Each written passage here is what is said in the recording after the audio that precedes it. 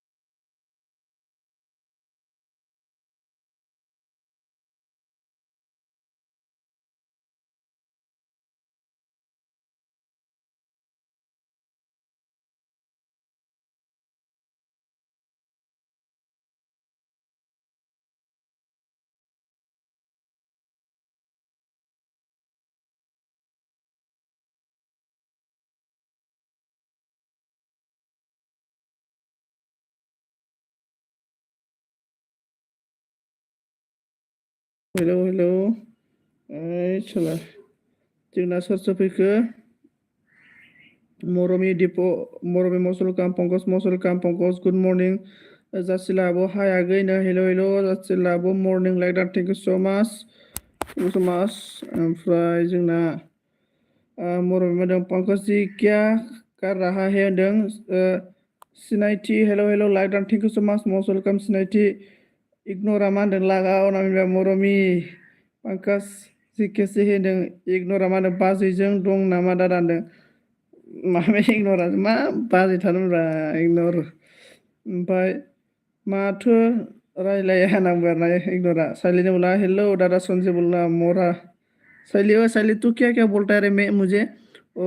संगीता ना संजीता ना मुझे पूछा है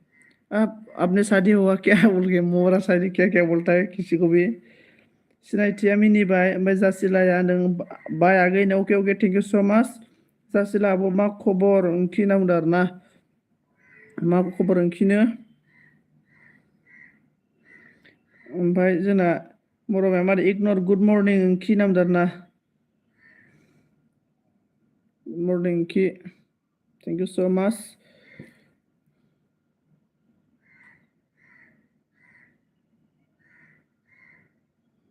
कौन है प्लीज कमेंट कीजिए कमेंट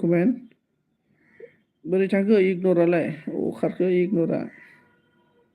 साइलिन बोला तूने तो बोला मुझे तेरा शादी हुआ है मोरा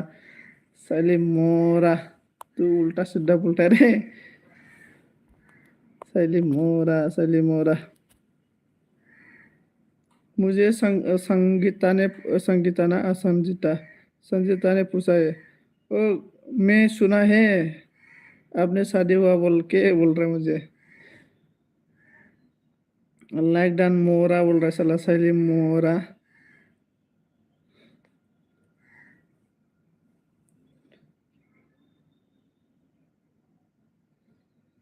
सोर दंब्रा सोर दं मरमि मा नावदों साइली गुड मॉर्निंग सिस्टर बोल रहा है मॉर्निंग एवरीवन सभी को मॉर्निंग सोर दो कमेंट कौन है कमेंट कीजिए कमेंट तेरा वेब किधर है बोल रहा है मोरा साइली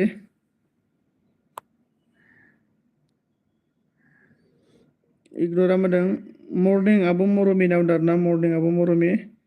इसके बाद साइली ने बोला गुड मॉर्निंग मोरमी बोल रहा है।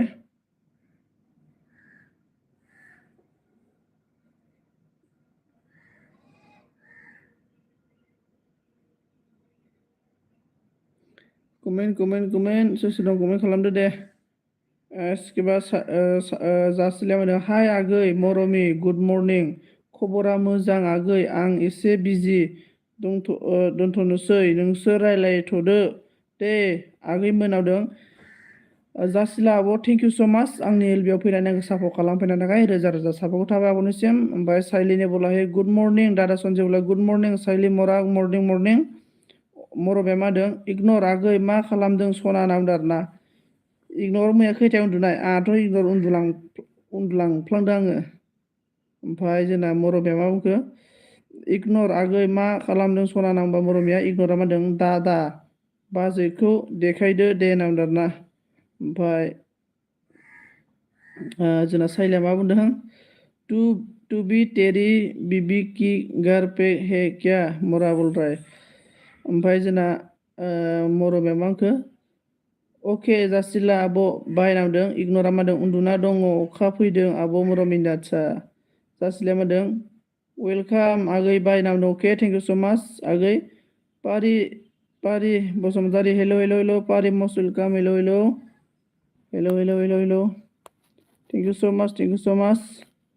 इगनरा मादों दादा बहाथो बाजैया बहानो मैया खम खुसिमोन बाने माबा इगनर दा खानाय स्टाइला आंसो बानायना होबावनाय इगनर खानाय स्टाइला मैयानि खानाय स्टाइलाब्रा। ओमफ्राय सालिमरा दादा सन्जित देखायदो नोंनि हिन्जाव बोलराय बा सालिने।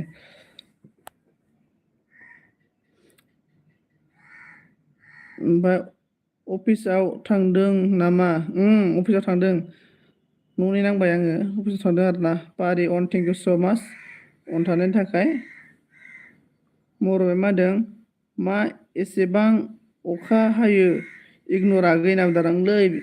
बे इगनर आगैयानो नोंना बिनानावानो जाथारा बिनिखायनो अखाया बारे अखा हाबाय थादों आरोना।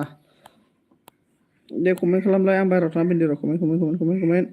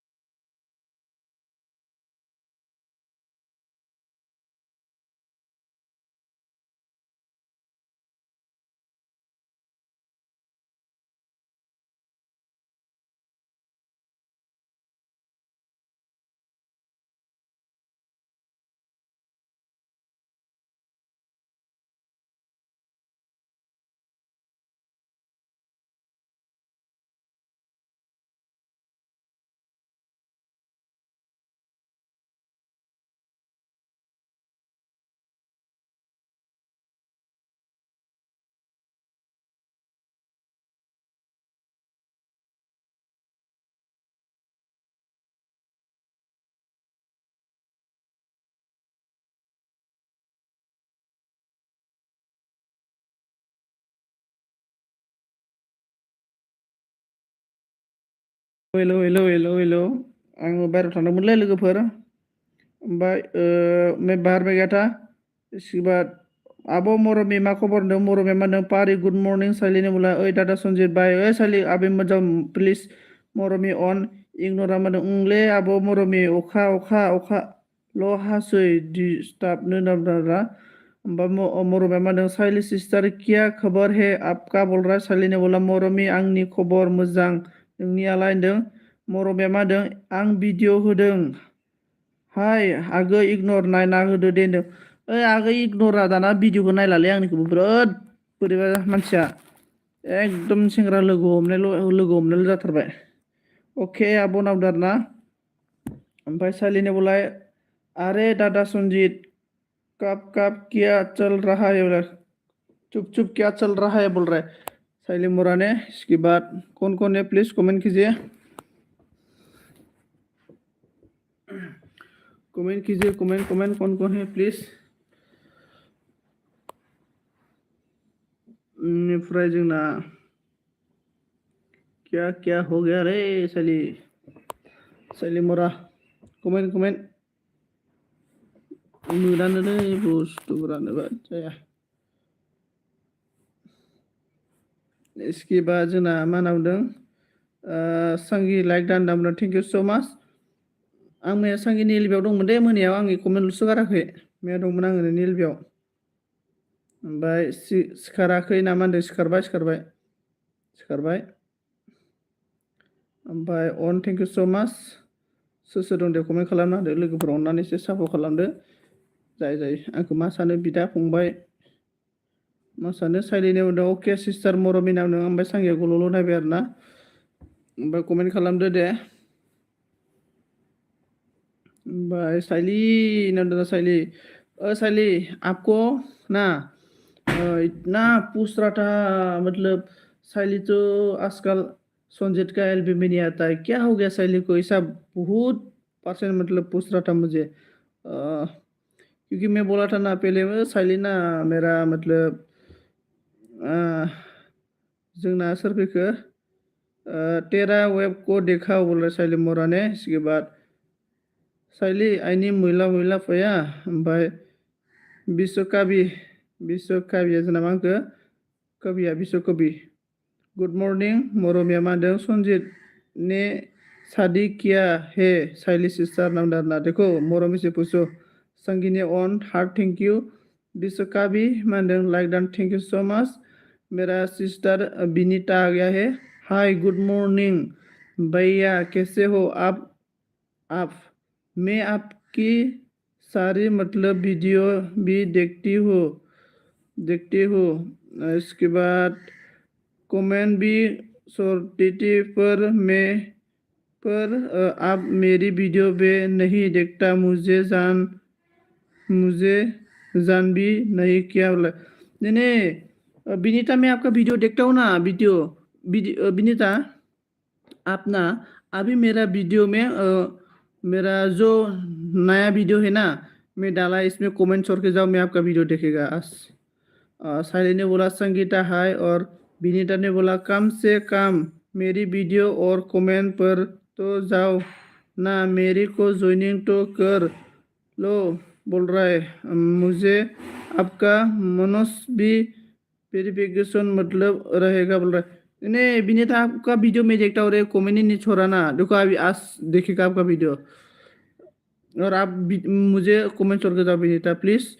संगीता ने बोला साइली कहाँ गया हो रहे पापा बोल रहा है विनीता ने बोला क्योंकि आप मुझे ज्वाइनिंग करोगी अभी मुझे नोटिफिकेशन मिलेगा तो जब भी अप्लाई फॉर्म तो मैं आपको सपोर्ट करती रहूँगा बोल रहा है ओके ओके मोरो बेमा दों विश्वकवि गुड मॉर्निंग नाम दों ओमफ्राय साइली अन थैंक यू सो मच साइलिया होनदों संगीता अन थैंक यू सो मच साइलिया मा होनदों संगीता थोड़ा बिजी था बोल रहा है इसके बाद मरमिया मा होनदों संगी बिमा फैबाय सना नावदों मरमिया मा होनदों साइली आं सोर दे सना नावदों ना मरमिनि पूछता साइली ने बोला है दादा संजीत बोलो ना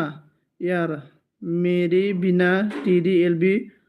बोरिंग है हाँ साइली तेरे बिना मेरा एलबी पूरा बोरिंग है तुम मेरा जान का दिल है जान का टुकड़ा संगीता बीमा मरमी दं संगीता ओके ओके साइली दं संगीता साइली और संगीता ने बोला संजीत प्लस आली हाँ साइली प्लस संजीत बोलो सभी लोग जोर से बोलो on on on on on thank you so much Sangeeta on thank you so much Saili ने बोला है संगीता थर्ड्स बोल रहा है संगी ऑन ऑन ऑन संगीता ने बोला साइली बोला है हाँ on thank you so much comment please कौन है कमेंट कीजिए और सोर दङ लोगोफोर से सापर्ट खालामना होदो दे अननानै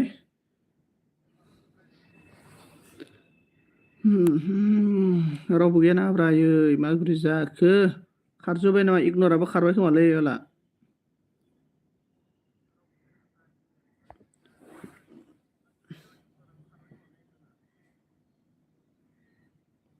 और हम लोग का विनीता ने हार दिया thank you so much Vineeta ji और साइली ने बोला दादा सुनजी टू आज मेरी एलबी में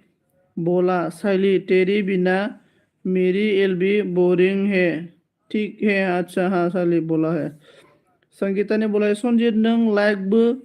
होबोआ आरो ना नों मैया आंनि एलबियाव आं नोंनि एलबियाव लाइक होदोंब्रा ओमफ्राय कमेन्टल'सो होआखै आं माने सासे मानसिखौ नायखुमानो थांदोंमोन आरो ना संगीतनि एलबियाव ओमफ्राय बेखायनो कमेन्ट होआखै आरो ना आङो लाइक होदों आरो ना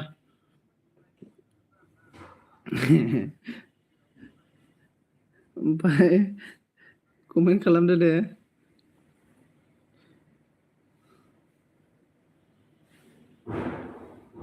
नों मानो बिदि नांदोंना आं मानो बिदिथाय आंनो हमनो हालालै मानो बिदिथाय आङो मानसियानो ओमफ्राय साइलिया मा बुंखो आज बोलना पड़ेगा दादा संजीत मेरी एलबी में अच्छा ओके बोलेगा क्या क्या बोल रहा है साइली बोलो मैं बोल देगा सब कुछ बोल देगा कौन सा बात है बोलने का मतलब कुछ भी तो नहीं होगा ना बोल देगा बोलो क्या बोलना है दिल तो हर किसी के पास होता है लेकिन हर कोई दिल वाला नहीं है रूम रूपमो असम गुड मॉर्निंग बोला रूपमो हेलो ब्रदर रूपमो कैसे है और आज ड्यूटी है कि नहीं है brother good morning like done thank you so much brother thank you so much संज्ञा मान जना साइली मेरी को प्यार नहीं करता रे बाबा संजीत ने बोल रहा है मैं सभी को प्यार करता है लेकिन आप लोग ही नहीं लिया मेरा प्यार मैं सभी को प्यार देता हूँ आप लोग नहीं लिया मेरा प्यार ड्यूटी है अच्छा ओके ड्यूटी है ना रूपमा ड्यूटी में ओके ओके भाई साइली ने बोला है मोरा ये बोलो साइली मेरी बिना मेरा एलबी बोरिंग है अच्छा बोलेगा साइली बोलेगा पुरिया मा होनदो जोंना पारिया उन्दुदो नामा होनदो उन्दुदो माने नैलै ओरैनो होलिना दं आरोना ओरैनो होलिना दङ ओमफ्राय मरमिया मा होनदों नों नायखुमाग्रा मैसो नांदों नों नायखुमाग्रा मैसो नांदों ना बोरैबा ग्रोब नुजाहैदोंलै नायखुमायाखै आरोना बोरैबा ग्रोबसो नुजाहैदों ओमफ्राय संगीताया मा होनदों साइली तेरा दिल है संजीत नांदों ना रराय साइली ने बोला है पागला संजीत मानि संगीता नो मोजां दो नामदारना मा मोजां दोब्रा मैसोसो बे संजीतआ नामदारना धोद मैसो जालाबाय नामा गावसासो मैसोफोरा मैसो सासे मैसोआ ओमफ्राय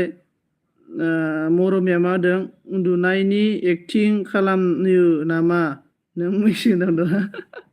माला उन्दुनायनि एक्टिं खालामखोब्रा आंलाय बेसेबां आं मैया मा जादों आंसो मिथिगौ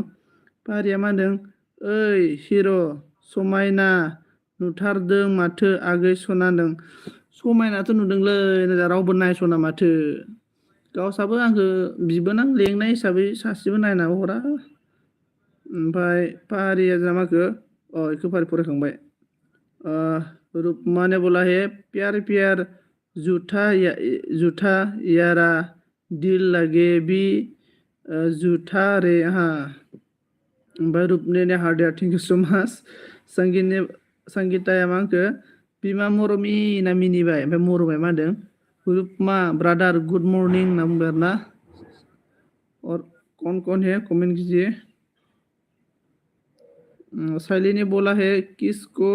देख रहा है दादा संजीत बार बार बोल रहा है ओ मैं ना इधर मतलब मैं फ्रेंड का मोबाइल लेके कमेंट कर रहा है ना इसी मोबाइल को ही मैं बार बार देख रहा है ओमफ्राय जोंना मरमिया मा होनदों संगी सना नाम आरोना मैसो हारिया नोंसोरसो रा ओमफ्राय जोंना नै फारिया मा बुंखो नोंमारगौ बियो मैसोआनो आंखौसो होनदों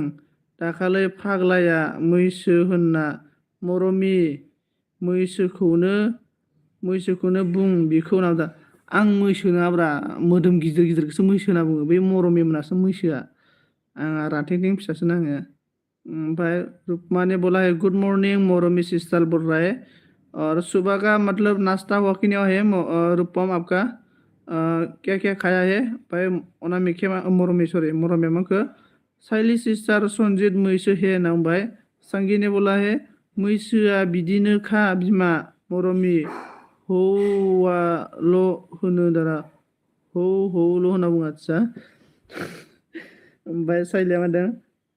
तेरा फ्रेंड का नहीं मैसो हारि का है दादा सन्जय बोल रहा है संज्ञा फारि नांबाय आरोना आयु आं लोगो नांना जावजोब्बाय बाला साइलि हा मरा हा मरमि होननानै बुंबाय हि हि माने हिजय ना सिजय सेन्देल नामायलाय हिउजय आं बारा इंलिस रालै हिउजय मा होनना बुंखो जोंना हाय फ्रेन्ड गुड मर्निं होनदों गुड मर्निं हिउजय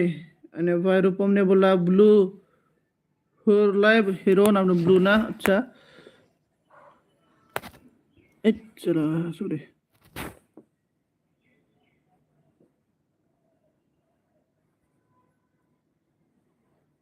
ब्लु होबाय आङो बेनिफ्राय जोंना ओमफ्राय मरमानो सन्जित मरा मैसो हे नांबाय हिजया मा होनदों लाइक डान थेंक यू सो मच हिजय जी लाइक देने के लिए मोरमिया मा होनदों रूपम ब्रदर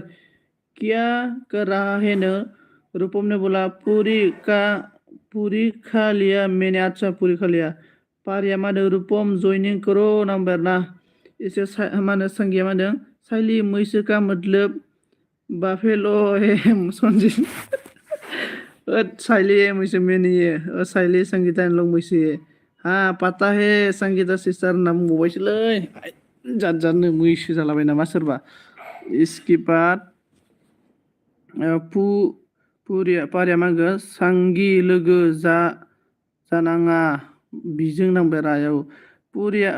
रूपम ने बोला है मोरमी सिस्टार में ड्यूटी जाने के रेडी हो रहा है होनदों इग्नोर हा फैबाय दासो नै सांगिया मा होनदों पुरी होनना मिनिबाय साइलिया मा होनदों कल रात को कुछ हो है क्या दादा संजीत फेस्ट ड्राप हुआ है तेरा कहाँ ड्राप हुआ रे साइली क्या क्या बोलता है साइली भी कुछ भी मोर में मा रूपम ब्रदर आपका खबर कैसे है बोल रहा है संगिया साइली ना मिनिबाय इग्नोरा मा होनदों hello hello hello hello ignore आंखौ बासायदोलै नै माबा माबि होनलाजोब्बाय बिनानावा आंना इग्नरासो आंनि बिनानाव माय सिस्टार इग्नर मुझे बासालो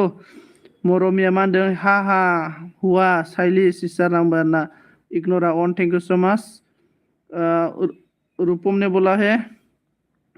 पारी बसुमतारी जयनिं दान बोल रहा है पारी नोगो रूपमआ जयनिं खालामबाय नो आसामा ओमफ्राय साइली ने बोला संगीता बोलके हास्राय संगीता भी हास्राय मरमिया ओके रूपम ब्रादार नांबाय ओमफ्राय इग्नरा मानो सिल' ना बुंखो ओमफ्राय साइलिया मा होनखो मरा सन्जित काहा दाराब सापाक हे कहाँ दाराब सापाक देख रहा है साइली तो बेनिफ्राय संगिया मा होनदों ठीक बोल रहा है रात को कुछ हो रहा है उसके साथ साइली नांबाय पहाड़िया मा होनदों थैंक यू रकमी मैं बाद में बैक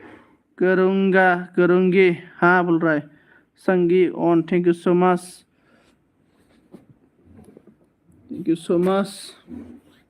बोलो नहीं भाई रूपमा ने बोला है मरमी सिस्टार जयनिं हरबाय नामदों आरोना जयनिं हरबायनो जयनिं हरबाय आरोना जयनिं हरबाय आयदाय ओमफ्राय दे मरमी सिस्टार जयनिं हरबाय नामदों आरोना साला संगिता आंखौ बा लोगो हमनो फैया नोङो संगियाखौल' नायबाय आरोना लोगोबा हमनो फैया पारिया मा होनदों बहा दङ आगै होनना बुंदों आरोना आङो माबायावसो दं दै आङो बङाइगावआवसो दङ ओमफ्राय साइलिया मा होनदों थिगसे परा मरा सन्जीव अभी पढ़ रहे ना अभी देखो आराम से बैठ गया मैं एकदम स्टैंडर्ड पे तो देखो अभी अच्छे से पढ़ेगा बोलो साइली मोरा बोलो साइली क्या बोल रहा है अभी मोरो भी मा होनदों ओके थैंक यू ग्रुप मो ब्रादर नाम होनदों आरोना थैंक यू बोल रहा है ओमफ्राय सांगिने मा होनदों ऐसे नहालो अच्छे नहालो पेला बुदू बुद्धू आरा आरा है बोल रहा अच्छा झूठ बोलता है आता ही नहीं है साली ने बोला दादा संजीत तेरा दाढ़ी रेड क्यों है इतना बोल रहा है ओए ना मतलब जो पर्सन ना मतलब ज़्यादा दारू पीता है ना इसका मतलब रेड होता है मैं ऐसा दारू पीता है ना दारू को भी ऐसा लगाता है मैं इसलिए रेड हो गया मेरा भाई रुकमा ने बोला है संगीता ज्वाइनिंग डान बोल रहा है संगीता ने ना एक बार ना मैं साइलिया माँ संगीता सिस्टर संजीत को पढ़ना नहीं आता है बोल रहा है अच्छा मुझे पढ़ना नहीं आता रे मैं बचपन से स्कूल नहीं गया तो कैसे पढ़ना आएगा जो भी अभी सीखा है पढ़ने के लिए यूट्यूब में आके मैं सीखा है इसलिए मुझे अच्छा नहीं आता है संगी ने बोला रुकमा ओके वाइट बोलो रुको वेट अच्छा वाइट ओमफ्राय संगी ने बोला ब्लू अच्छा जोंना आंना बिनानाव थांगोब्रा ब्लू बाय ओमफ्राय जोंना पारिया मा होनदों शैली ज्वाइनिंग करो मैं साथ भी बोल रहा है शैली ज्वाइनिंग करो पारी के साथ भी संगे मानो शैली आने मिनी बेरना रूपम ने बोला है दारू का सा आसार असर है हीरो की दाढ़ी में अच्छा अभी सही बार बोला है और हम लोग का मोरमी ने बोला है संजीत रात को गुलू गुलू किया था शैली सिस्टर नंबर ना शैली मा बुंखो ओके दादा संजीत बाय बाय शैली इतना जल्दी जाएगा मोरा टाकला बाय शैली मा दं bye bye old friend bye Sangeeta sister Shaili मोरा शैली ना शैली का टकला हस्बैंड है इसलिए शैली जा रहा है टकला हस्बैंड भाई रूपम ने बोला है शैली रुको ज्वाइनिंग दे रहा हो बोल रहा है शैली रुको ज्वाइनिंग दे रहा है देखो आपको शैली मोरा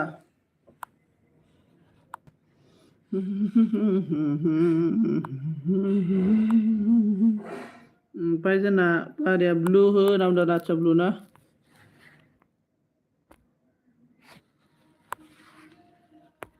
ब्लू होबाय ब्लू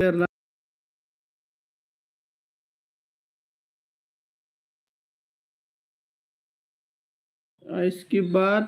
मोरबिया मा होनदों शैली सिस्टर रुको दा प्लीज बोल रहा है हाँ शैली रुको या प्लीज संगिया मा होनदों रूपम जॉइनिंग डान कमेन्ट चेक होनना बुंदों ना कमेन्ट मा जाखो कमेन्ट गोदना गेद्दा जानाय मोनदोंलै र' एसे गोदना फिटिंना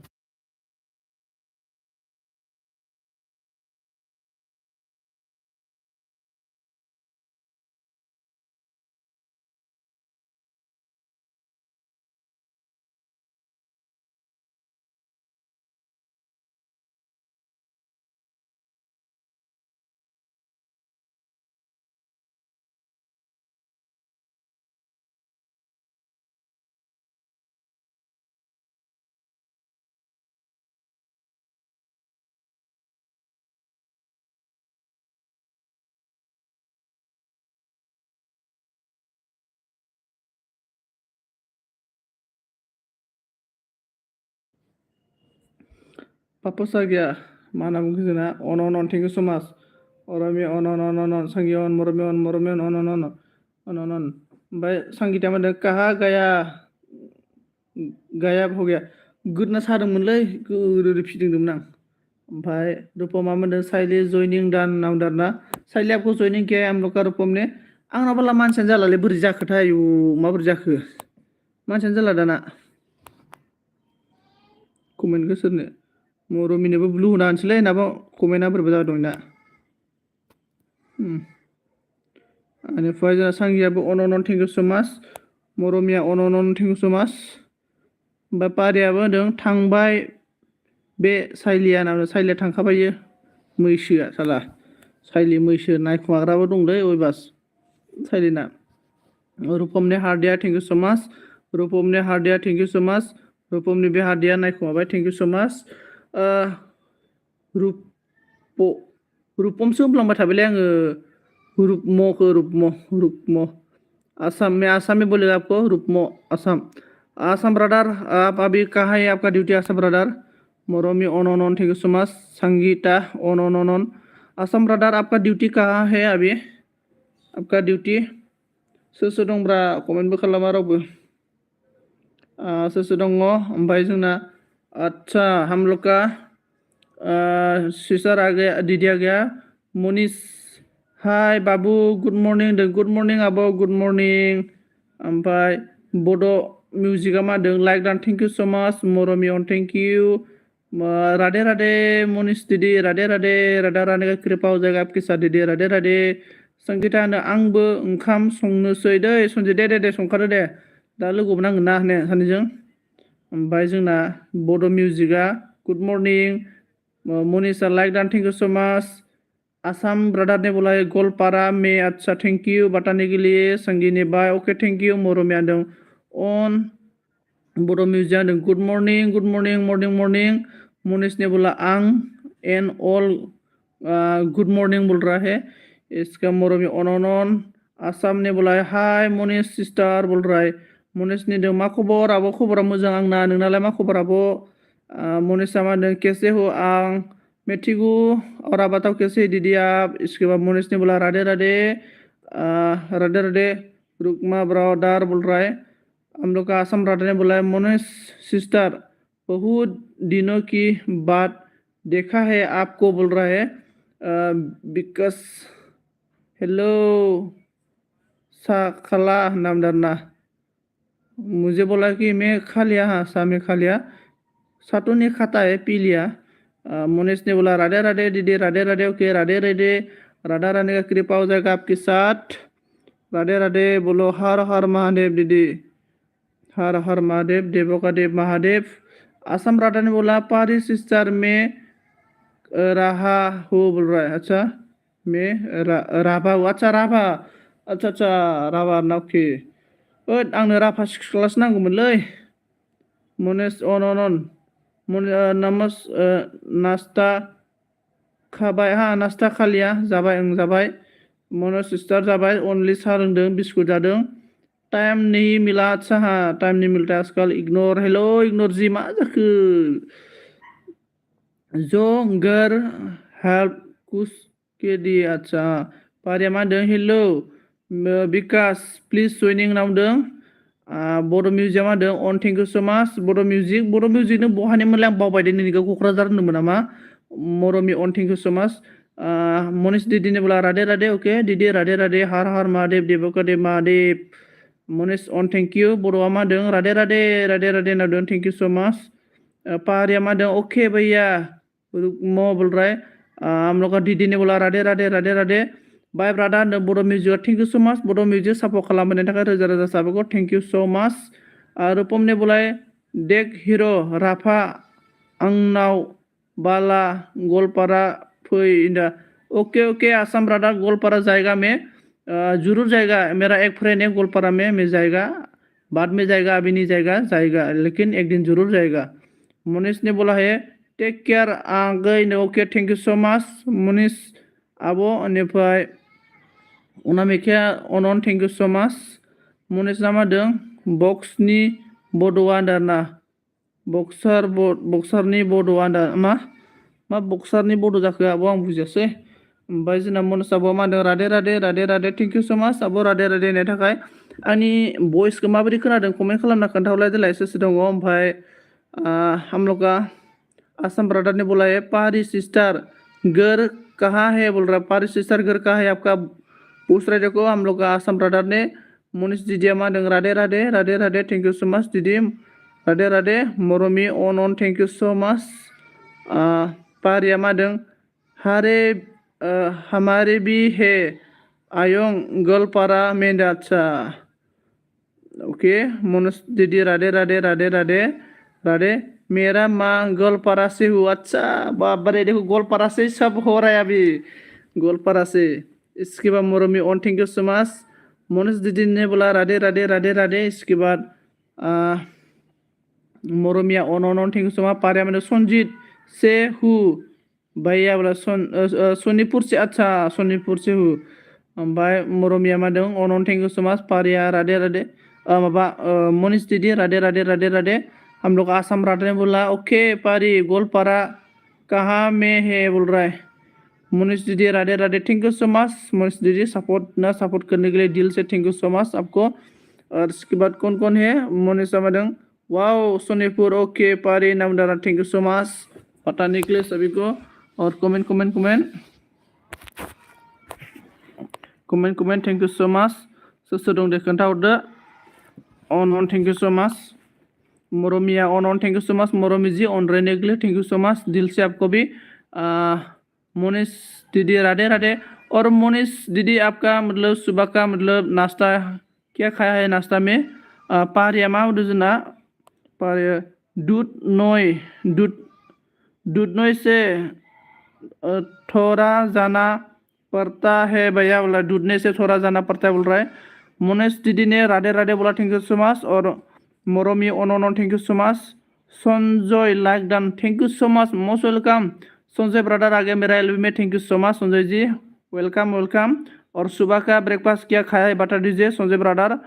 मोनेश ने बोला है सा आरो बिस्कुट ने ओके। और हम लोग का संजय ने बोला है हेलो भाई बोल रहा है hello hello Sanjay ji hello hello hello hello hello Sanjay ji क्या कर रहा है बता दीजिए। इसके बाद मोरमी on thank you so much Monisha on thank you so much Radhe Radhe Radhe Radhe Radhe Radhe. Assam Radha ने बोला है हाँ हाँ मुझे मालूम था दुबनोई की पास ही होगा ना भाई। संजय ने बोला चाय पिया है अच्छा हाँ मैं भी चाय पिया चाय बिस्कुट मैं भी चाय बिस्कुट पिया है। इसके बाद मोरमिया on thank you so much जी मोरमी ऑन रहने थका thank you so much. Monesh दीदी ने बोला जी नमस्ते बोल रहा है। और मोनेश दीदी अभी क्या सब्जी बनाएगा 12 बजे का पारिया जी भैया नाम भाई मोनेशा राधे राधे नाम भाई thank you so much. Assam Radha भाई आसाम राधा बोला रंगापारा में मेरा माही है अच्छा रंगापारा में मेरा माही है बोल रहा है। संजय ने बोला सपोर्ट सुपर बोला thank you so much. Sanjay ने बोला राम राम ओके राम सीताराम जय जय राम। मोनेश ने बोला है बाबू दूसरा आईडी से आती हूँ इसको चार्ज लगाते अच्छा ओके आबो दे फैजागोन दे आबो ओके मोनिश आबो ओके। संजय ने बोला आप सब कैसे हो बोल रहा है। और मैं तो ठीक हूँ और बता दीजिए एवरीवन गाइस ठीक हो संजय ने पूछ रहा है। मोनेश ने बोला है ब्लू पिक करो ब्लू पिक करो अच्छा नोंनिखौ माबा खालाम दोननांगौ आरो ने पिन मारना दोननांगौ अके थांखो pin Marina message pin okay मारना दोनबाय आं। इसके बाद हम लोग का गणेश बोला संजय ब्रदर अन संजय अन मनी सिस्टार मा खबर नामदों आसाम ब्रदर ने संजय ने अन संजय अन थैंक यू सो मच। पारिया मा नाम जना अच्छा संजय ज्वाइनिंग करो मेरी साथ बोला संजय देखो ब्रदर आपको पारी ने ज्वाइनिंग करने के लिए बोल रहा है ज्वाइनिंग करने के लिए आपको बोल रहा है। इसके बाद हम लोग का माही राय आ गया मनीष हाँ अच्छा ओके बाबू thank you so much okay आबो माही आबो thank you so much Sanjay अन माही अन थैंक यू सो मच अन थैंक यू संजय अन माही अन thank you so much Mahi अन संजय अन माही अन हांजी अच्छी हूँ मैं संजय बोल रहा है हम लोग का माही ने thank you so much. Assam Rupan Assam brother बोला संजय कुमार ज्वाइनिंग डन बोल रहा है। संजय ब्रदर आपको देखो रुकमो ने ज्वाइनिंग कर दिया आपको। और इसके बाद माही ने बोला on thank you so much Mahi on thank you so much. Mormi on thank you so much unpin करो बाबू नों अनपिन करो अच्छा अनपिन ना ओके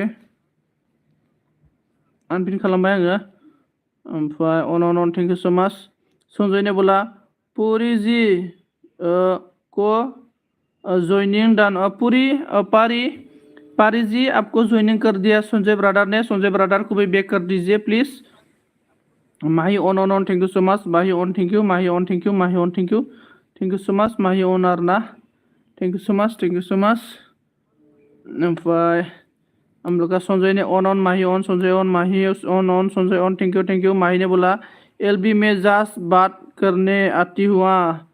ओमफ्राय संजय मा दं Ram Ram Ram Ram Ram Ram Ram Ram Ram super on Mahi on Sanjay on, Mahi on Sanjay on. ओमफ्राय माही दायो मा ओंख्रि संगोन 12टानि। ओमफ्राय संजय ब्रदर अभी क्या कर रहा है संजय जी। और Mahi on thank you so much. Mahi Sanjay excellent comment कर रहा है मुझे, थैंक यू सो मच दिल से। और माही ने बोला राधे राधे कृष्ण भजन सदी thank you so much Radhe Radhe welcome welcome thank you so much. बेनिफ्राय मा नाम दं नरामिका thank you so much. Sanjay on Ganesh बोला थैंक यू। गणेश बोला के thank you so much. Welcome बोला है। माही आना वेजिटेरियन अच्छा भेज से अच्छा है रे, भेज से अच्छा। On Sanjay on thank you so much. Mormi on thank you so much. Mahi Radhe Radhe दीदी Radhe Radhe. Mormi on thank you so much. Mormi on thank you so much. Mormi on Sanjay welcome thank you so much. Sanjay welcome, Sanjay welcome. Mahi ने बोला राधे राधे दीदी राधे राधे ओके। संजय ने बोला Ganesh thank you so much. Mahi ने on thank you so much. हा ही बोल दिया thank you so much. Sanjay ने Ganesh thank you. Mahi on thank you. Sanjay ने बोला super thank you so much. Sanjay ने बोला सुपर। माही ने बोला ऑन संजय ने बोला super thank you so much. Sanjay ने बोला super thank you so much.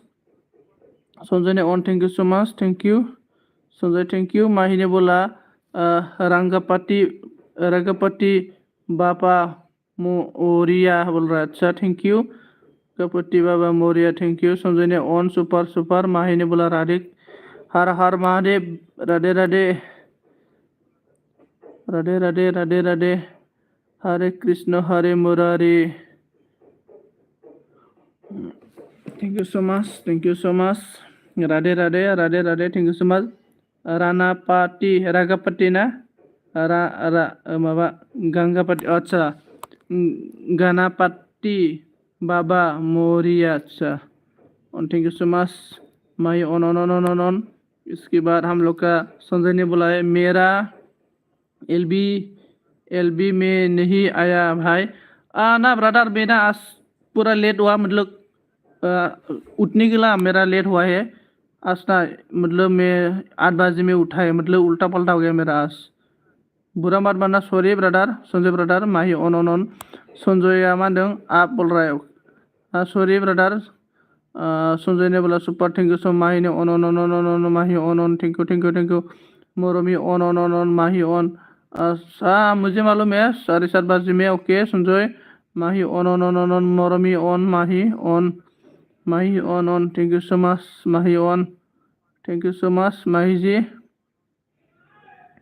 Thank you so much Mahi ji. और माही अभी क्या कर रहा है भाई जोंना संजय ने बोला है थोड़ा भी टाइम मिलेगा तो आएगा। जाएगा टेंशन लेना दिन चाहिए संजय जाएगा। On super Sanjay thank you so much. Mahi on thank you so much. Mahi on Sanjay on Mahi on Sanjay on Mahi on Sanjay on super thank you. Mahi ने बोला आप भी एलबी में आपकी एलबी में हूँ बाबू बोला okay thank you so much. भाई जना माही आपका एलबी कितना बजे में टाइम बता दीजिए मुझे भी अब दीदी। भाई Sanjay on Ram support Ganesh on thank you. Mahi ने नमस्ते संजय वेलकम गणेश संजय। माही नमस्ते संजय ऑन वेलकम। माही ने बोला दिन में 10:30 अच्छा बा सॉरी 10:30 जागोन आरोना ने दायो 9:52 जाबाय नालाय 10:30 आरोना okay on. Thank you so much. Super on, Sanjay on. Thank you so much. Evening at Acha. Okay. On. Thank you so much, Sanjay. On. भाई माही आपका WT कितना हो गया? माही ने बोला है राधे कृष्ण राधे राधे राधे राधे राधे राधे कृष्ण राधे बाजान संध्या Mukherjee and B and Morome on. Thank you so much. Okay, arigato. Okay, mahi on Sanjay on. Thank you so much, Sanjay on. माही ने बोला बाबू की मतलब भाई है। हाँ, बाबू की मतलब भाई है। भाई माही ने बोला 2K। अच्छा 2K। संजय का कितना हो गया? मेरा अभी 300 भी नहीं हुआ मेरा। इतना कम क्यों है संजय ब्रदर? हुआ होगा शायद, आपने 28 डे का ही देख रहा होगा शायद, अंदर में घुस के देखना पड़ेगा संजय। और इसके बाद WT बोला और शॉर्ट से मिला मुझे 1.5K WT बोला। अच्छा मोरमी on माहिया थैंक यू सो मच नावदों संजय on माहिया राधे राधे। संजय मादों कैसे देखे वो अभी कितना, अभी जो YT स्टूडियो ओपन कर रहे हैं ना, इसके बाद आप देखा है ना, मतलब WT इसमें मतलब क्लिक करके अंदर जाके 365 नहीं तो लाइफ टाइम ऐसा दिखाता है ना, इसको टिक करके अभी देखो तो देख जाएगा। माही ने बोला है मैं तो ठीक से LB भी नहीं कर पाते बोल रहा। अच्छा मानोबा माही मा जाबाय दङ? ओमफ्राय संजय ने बोला ऑल सॉन्ग कैसे ले बोला। ऑल सॉन्ग को भी ब्रदर में जो काल बताया ना, मतलब डाउनलोड करो, वॉइस को थोड़ा चेंज कर दो, यूट्यूब में सर्च करेगा ना ब्रदर तो मिल जाएगा। मैं भी यूट्यूब में ही सीखा है ब्रदर, जो भी मैं सीखा है यूट्यूब में ही सीखा है संजय ब्रदर। बीनी गुस्सा करता है। अच्छा बीनी गुस्सा करता है ना, मेगन नजर नांबा सेंग्राफोरा रायलायनायखौ। संजय माही राधे राधे राधे उल्टा पुल्टा अपलोड करते हो। अच्छा उल्टा पुल्टा। अच्छा ओमफ्राय जोंना माही नोंसिना वेस्ट बेंगल मा जायगा मोनलाय? सिलीगुड़ी मोन होनदों नामा? संजय ने बोला वॉइस चेंज कैसे करे? हाँ, आपने यूट्यूब में सर्च करो वॉइस चेंज कौन सा ऐप में करेगा, मतलब कौन सा वॉइस चेंज करने के लिए कौन सा ऐप बेस्ट है, ऐसा बोल के कुछ यूट्यूब में सर्च करो, आप मिल जाएगा कितना भी ऐप्स है। संजय ब्रदर मैं भी यूट्यूब में ही सीखा है, जो भी सीखा है। ओमफ्राय माही ने बोला राधे राधे राधे राधे राधे राधे। ओमफ्राय माही ने बोला राधे राधे राधे। इन शॉर्ट बोल रहा है, इन शॉर्ट में वॉइस चेंज, हाँ इन शॉर्ट में भी होता है। हाँ इन शॉर्ट में भी वॉइस चेंज होता है। ओमफ्राय माही ने बोला है अलीपुरद्वार। अच्छा ओके। ओमफ्राय Sanjay on thank you so much on thank you. ओमफ्राय रखना मैडम मैं बाहर में जा आ रहा हूँ, आप लोग कमेंट करते रहो। on thank you so much.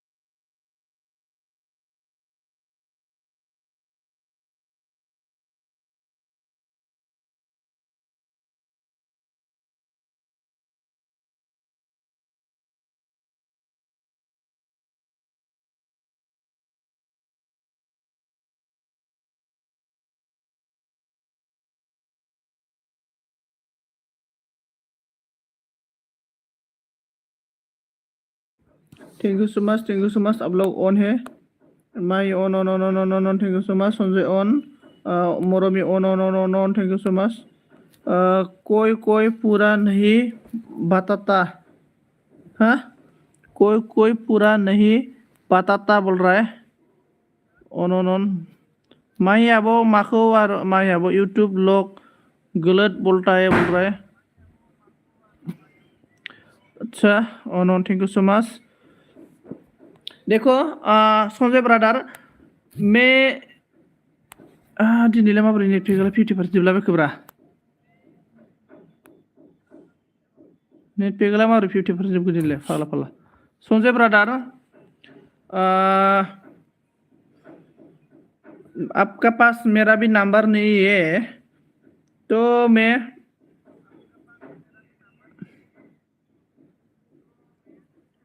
क्या करूँ मैं एक वीडियो बनाएगा ठीक है संजय ब्रदर वीडियो बना के यूट्यूब में डालेगा मैं मतलब इतना लंबा वीडियो नहीं बनेगा शॉर्ट वीडियो बनेगा मैं हाँ मतलब इसे 5 मिनट जैसा वीडियो बनाएगा मैं और मैं कौन सा ऐप में मतलब वॉइस चेंज करता है और कौन सा ऐप में वीडियो एडिटिंग करता है मैं थोड़ा जस्ट मतलब डेमो थोड़ा सा मैं वीडियो बना के यूट्यूब में अपलोड कर देगा आज बनाएगा मैं वीडियो आज और कल मॉर्निंग में वीडियो अपलोड करेगा मैं इसके बाद मेहनत करना पड़ेगा वाईटी मैं बोल रहा अच्छा हाँ मेहनत तो करना पड़ेगा क्या करेगा ना ठीक है बाबू मेरी भी देखूंगी सिलीगुड़ी इंटरनेट अच्छा ओके ओके माही आबो ओके आं सिलीगुड़ियाव बिराद बेरायनो गोसोलै माही आबो रावबो लोगो गैयाना बेनो आरो मेन प्रब्लेमा बिराद बेरायनो गोसो आं सिलीगुड़ियाव ओमफ्राय अन नाम ना संजय ब्रदर चला गया क्या ओमफ्राय माहिया राधे नामदों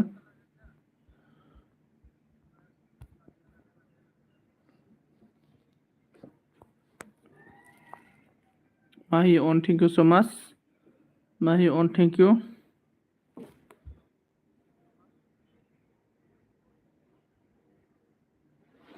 सो मच ओमफ्राय मा नामदों जोंना सिलीगुड़ी 4 hours नामदों ना अके विश्व कवि अन थैंक यू माही अन थैंक यू माही अन थैंक यू सो मच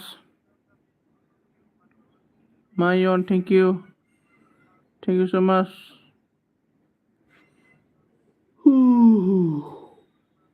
रावबो गैला माथो माहिल'सो हारसिं थैंक यू सो मच मोरमिया मादों अन thank you so much Mahi अन संजय चला गया क्या साब्रै दंना आच्छा माही 1 संजय 2 मरमि 3 ओमफ्राय सासे सोर दंथाय साब्रै दं जिखुनु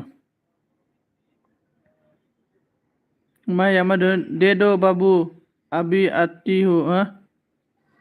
दीदी बाबू अभी आती हूँ बोल अच्छा माहिया अन मरमि अन थैंक यू सो मच माहिया मा नामदों खाम कर के एलबी दूंगी अच्छा ओके खामानि मावनानै एलबी होगोन ओके दीदी में जाएगा माही दीदी में जाएगा राधे ब्लू ले लो अच्छा ओके ब्लू लेगा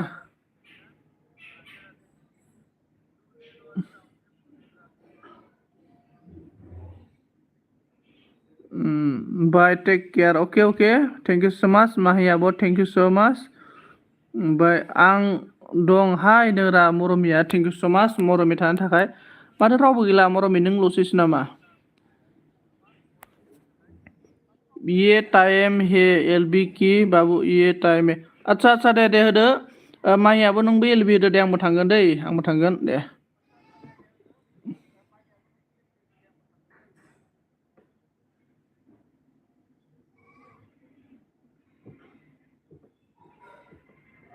सोर दङ सोर दङ आरे कल फैना होदोंमोनलै ओमफ्राय मा ये टाइम है लाइक दिया भूल गए थे अच्छा okay thank you so much Mahi आपकी एलबी क्या है टाइम माही दीदी मेरा एलबी टाइम नहीं है मैं अभी सही मन कर दिया अभी दे दिया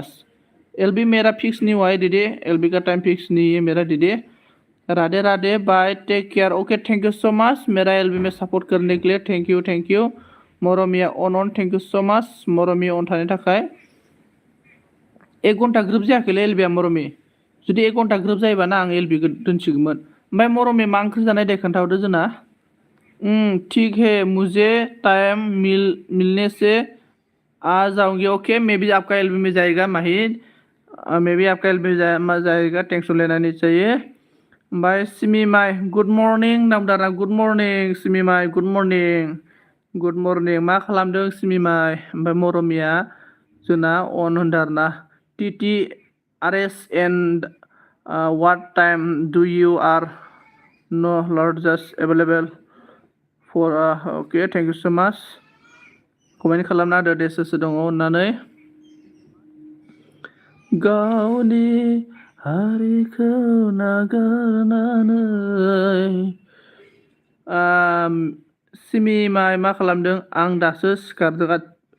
मैया हरसे उन्दुनानै आरोना जा नद्रा आङो ना मैया मोनायाव सिमि उन्दुलांबाय आं फात्ता गैला आं नोंनि एलबियाव थांदोंमोन ना गैला उन्दुलांबाय आं मा फात्तायानो गैला ओमफ्राय उनाव फुङाव सिखारना मबाइलखौ नागारलाबाय मबाइलावबो दंब्रा होननानै ओमफ्राय आं दा सिखारदों अके ओमफ्राय मरमि मा ओंख्रि जाखो मा ओंख्रि संखो खोन्थानोबो रोंला नामा मरमियालाय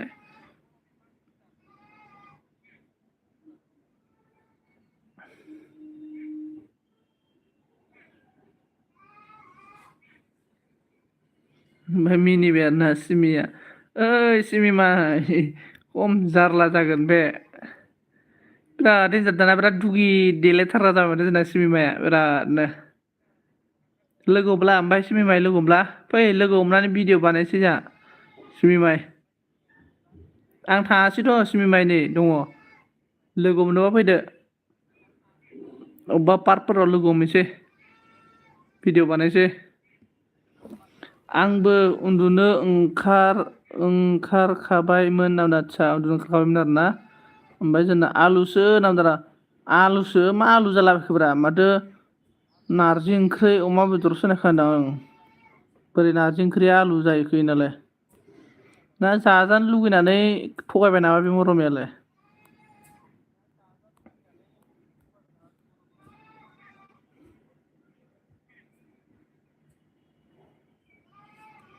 मरमिया अन थेंक इउ सो माच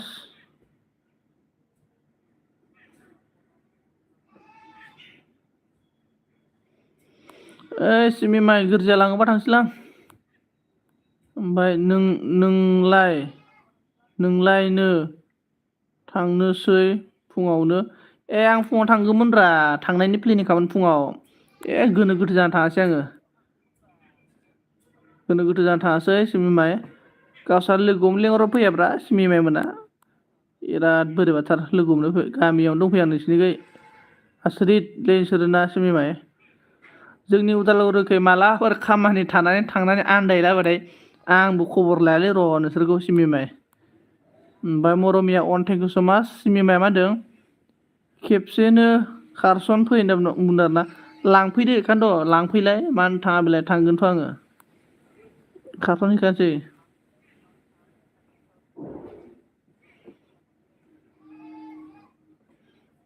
लांनोनो हाया नोङो सिमिमाय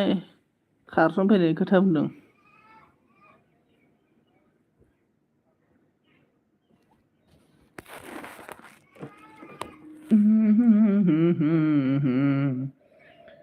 बोरै जाखो कमेन्टआ होला रावनिबो कमेन्टसो थाबथाखो ना माखो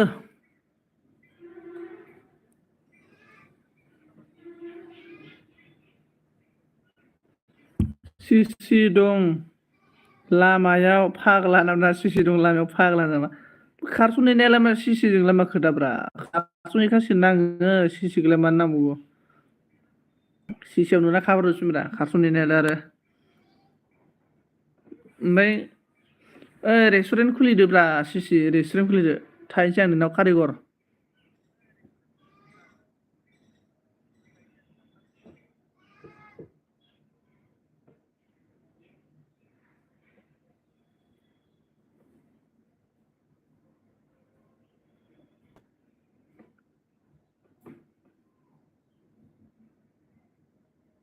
बोरै जाखो माथो साथामल'सै ओइ मरमि बहा थांखो सिमिमाइ अन थेंक इउ मरमि अन थेंक इउ कमेन्ट सोर सोर दङ माबोरै जाखो दोननोसैलां नोंसोर जेबो बुंलाबा मा होनना बुंदों खुलिगोन र' नोंनि र'खौ नेनायनाब्रा बोरायलायलांगोन आं नोंनि र'खौ नेनांगौबा ओंखाम रसा नांगोन नोंनि माबाखौ नेनांगौबा दोननोसैदां माथो रावबो गैलाब्रा कमेन्ट हरला एसे होनायदोंमोन आङो होबावनो सानसे होना दोनना रागा जोंबा उन्दुनोसो ओंखारबाय आयु मा एसे उन्दुगाद्रिब्रा नोंलाय एसे उन्दुगाद्रि सिमिमाइ मरमिया मा नायखुमाखोब्रा बोरै जाखो मरमियालाय मा नायखुमाखो होबावदों दाना होबावदो होबावनो माने नोंसोरनाव कमेन्ट हराबा माबोरै होबावनो आंलाय मरमिया मानो नांगौ मैसो दाना मानो नांगौ मैसो हा मानो नांगौ मैसो सोंबाय मानो नांगौ मैसो मरमियालाय जोंबाय नाब्रा मानसियालाय एसे खम जारला सयथिबो जोंना सिमिमाया मिनिबाय आरोना खम जारला सिमिमाया ओइ मैया माबाया इगनरा देनजारलै ना बा सिमिमाया एसे जाम्बि सिस्टेमलै ने बुजिनो नागिरथारा कमेन्ट लिरनायखौनो माबा माबि जा बुजिसिगोन र' बुजिसिगोन लांबाय ओमफ्राय इगनरा उनावसो लास्टाव बुजिहैबाय नामा ग्रोबनो मा जाखो जायाखै जेबो गावनो होननांदों आंलाय माखाय मरमि मा खालामदोंब्रा सना मरमि ओमफ्राय जोंना सोर फैखो ना नाकेन्द्र ब्लग हाय ब्रो कैसे हो मैं ठीक हूँ ब्रदर हेलो आप कैसे है ब्रदर ओमफ्राय like don thank you so much brother नाकेन्द्र thank you so much most welcome brother most welcome मेरा लाइव में आपका स्वागत है सिमिया मा होनदों आं सानदों सोरखौबा बुंदों आदसा सोरखौबा नङा जोंखौनो बुंदों आरोना जों सानैखौनो बुंबाय दं माने नाकेन्द्र ने बोला सुपर बोला थैंक यू सो मच और नाकेन्द्र आप कहाँ से है बता दीजिए support thank you so much support करेगा ब्रदर नाकेन्द्र ब्रदर आप मेरे से नया है तो प्लीज़ मेरा चैनल सब करके मेरा वीडियो में कमेंट छोड़ के जाओ और मैं एलबी बंद करने के बाद आपको रिटर्न कर देगा आपका वीडियो भी वॉच कर देगा सिमिया मा बुंदों उनाव आंखौसो बुंगासिनो होनदों गाव हमनो हायाबा रमिया मा होनदों सिसि दाउ एवे होम now and what time do you are not lars available for a call back for the away home now and दा होलाजोब्बाय थेंक इउ सिमिने बोला हे बेलाय बुरजा जाफैबाय माथो नामदार आं बुरजाया दसेनो जालाय दसेनो मालायसो कौन है प्लीज मेरे से नया है तो please support me support hello Kiki मास पासे हेलो किकी मास पासे सिमिमा खानाय सिनदो रोबानो जों खानाय सिनजासिगौमोन आं नै खानाय लावजोब्बाय माथो कमेन्ट ओंखाम जाबाय नामा होनदों ओंखाम जाथ'वाखै आरोना फुङावनो साहा बिस्कुट लोंखाबायना ओमफ्राय जोंना नाकेन्द्र ने बोला मैंने आपको पहले से साफ कर दिया आप मुझे रिटर्न नहीं किया ब्रो ब्रो मैं तो जो भी मुझे कमेंट करता है मैं सभी को मैं भी किया था सभी को मैं करता है लेकिन मतलब मैं आपको अभी नहीं पहचाना ना इसलिए मैं ऐसा बोल दिया मेरे से भी आप ऑल फ्रेंड होगा शायद ऑल फ्रेंड नहीं होगा और टेंशन लेना नहीं चाहिए मैं बाद में चेक कर देगा ब्रदर आप एक कमेंट करके रखो मैं आप बाद में अभी एलबी बंद करके एक चेक करेगा और आपका वीडियो भी वॉच करके देगा टेंशन लेना नहीं चाहिए सिमिया मा बुंदों लाबो सिननानै हरनि आं नों लांनोनो हायाबा बोरमाखौ बोरै लाबोनांगौ खानायखौलाय बोरै लांलाबायनांगौ आंलाय नों सिननो हायाबा गियोबोला सिमिमाया लांनोनो हाया ओमफ्राय ना ना केन्द्र मादो अके ब्रादार नामदो अके हा ब्रादार अके ओमफ्राय सोर सोर दङ दे कमेन्ट खालामना होदो लोगोफोर मरमिया मा होनदों नोंनि रायलायनायखौ नायदों मैसो नोंनि रायलायनायखौ नायदों मैसो आदसा आंनि रायलायनायखौ नायदों आरो ना आदसा सिमिया मा होनदों ना नायगिरना फै दाना दा फै लकेसन गैया मा गैया बोरै नागिरनानै थांनांगौसै आंलाय थाङालां मरमि अन थेंक इउ सो माच नाकेन्द्रआ मा होनदों मुझे सपोर्ट करने के लिए बोलो ब्रादर ओके देखो नहीं एवरीवन गाइस हम लोग का ब्रदर नाकेन्द्र को सपोर्ट कीजिए एवरीवन गाइस नाकेन्द्र ब्रदर को थोड़ा सपोर्ट कीजिए और नाकेन्द्र ब्रदर आप सभी को बैक कर देगा टेंशन लेना नहीं चाहिए एवरीवन गाइस ओमफ्राय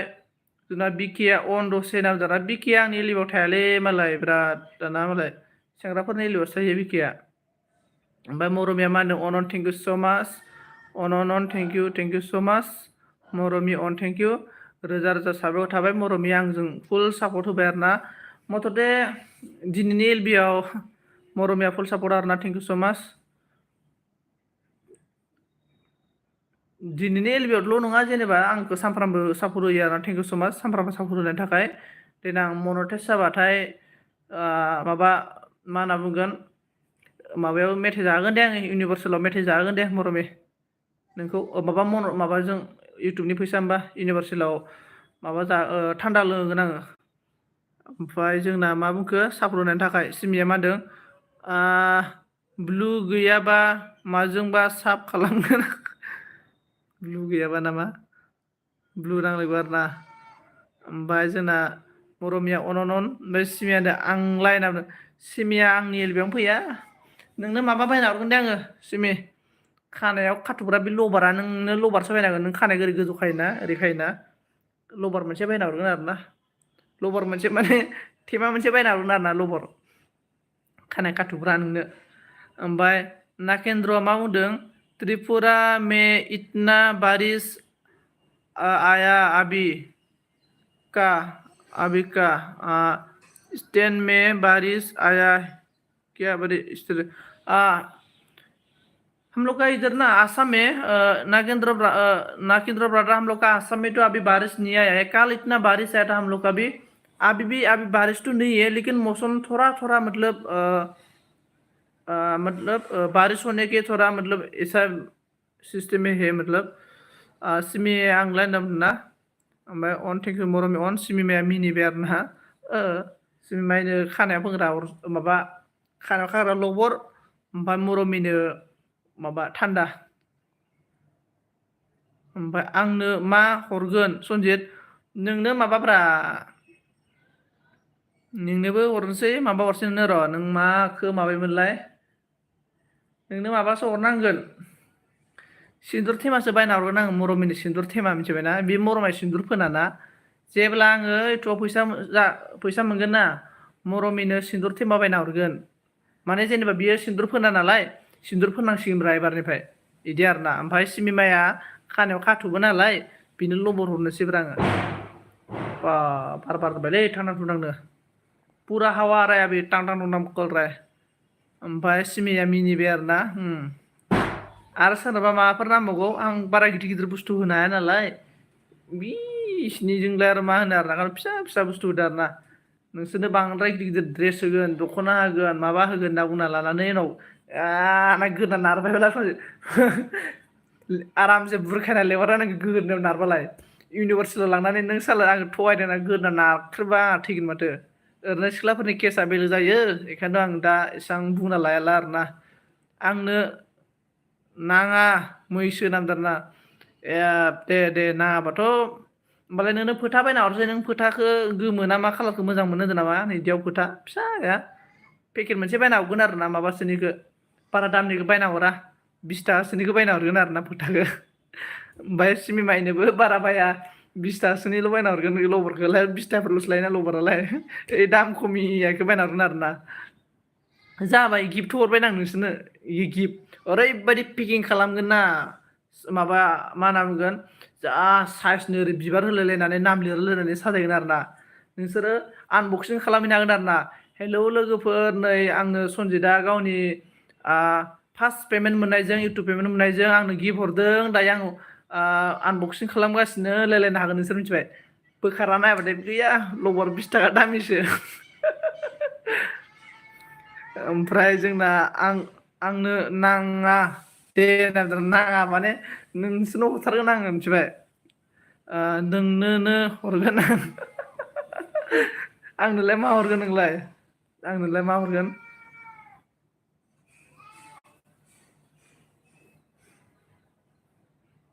आंनो मा हरगोन नोंसासो मोजां जागोनब्रा खथ' भाइरेल जागोन नोंसोरना बेबायदि भिडिअ बानायबा 20 ताकानि लबर दारि सिंग्रा आदसा दारि सिंग्रा आरोना आंना दारियानो गैया बोरै दारि सिंग्रा नांगौखाय आंनो दारि सिंग्रा नाङालै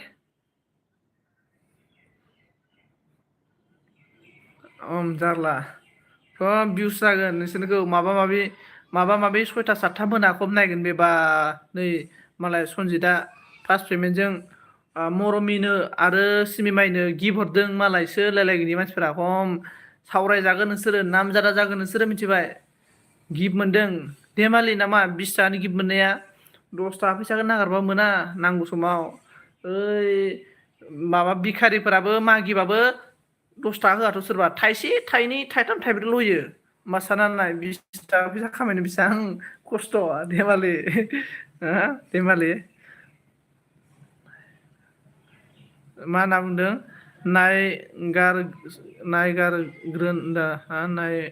नायगिरगोन आदसा नायगिरगोन दा मरमि अन थेंक इउ सो माच ओमफ्राय सोर दङ दे कमेन्ट खालामना होदो लोगोफोर अननानै कमेन्ट सोर दं कमेन्ट खालामना होदो कमेन्ट मरमि अन थेंक इउ सो माच मरमि अन थेंक इउ सो माच Thank you so much. Moromi on, thank you so much. Moromi on. माबोरै जाखो सिमिया मा होनदों 1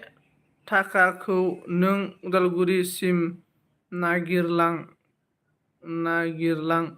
मोनगोन ना मा होनदों ओंखारनोब्रा मोनाब्रा थाइसे फैसाखौनो मोना नालाय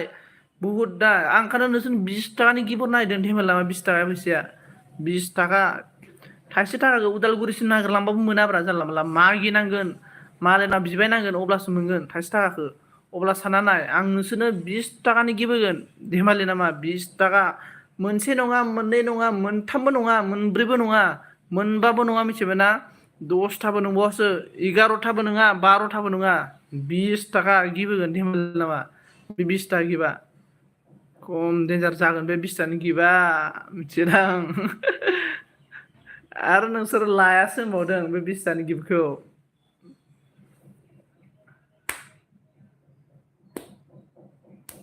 मरमिया अन आरोना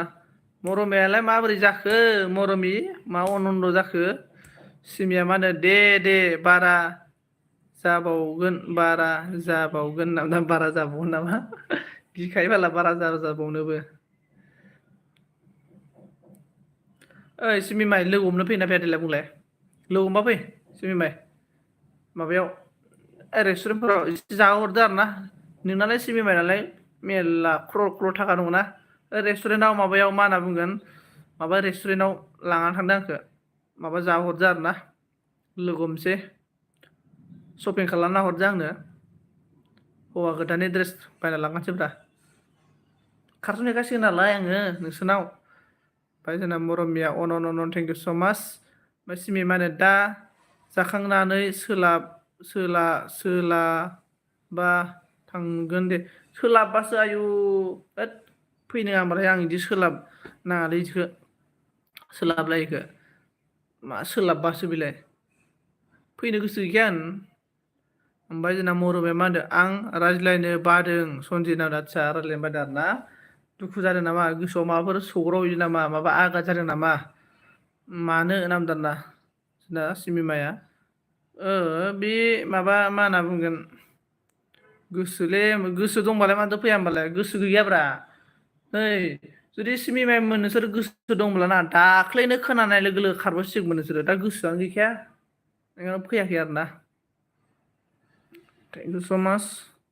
दानो मरमखौ लेंहरलाय दानो खारबोलायगोन बेयो मरमिया होमबासो नाय बिदि जानांगौ आरो ना थेंक इउ स' माच एभ्रि वान गासैखौबो रोजा रोजा साबायखर थाबाय सोर सोर दङ कमेन्ट खालामना होदो सापर्ट खालामदो